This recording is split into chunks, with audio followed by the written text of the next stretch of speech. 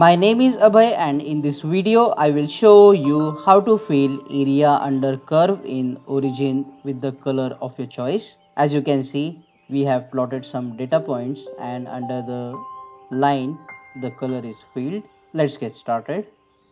So we have a plot like this in which we have plotted the data points. Now double click on the data points to open this dashboard, and now in this dashboard under the connection select straight line and you will see the option of fill area under curve here.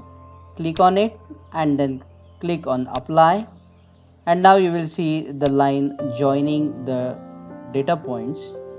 Now go up to pattern option here.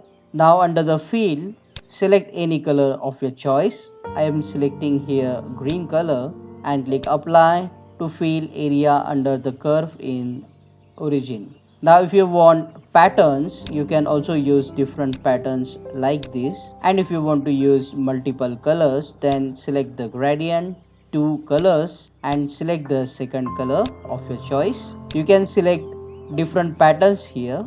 These patterns are nothing but the previews how the shaded area will look. You can select any one and then click on apply to fill the color.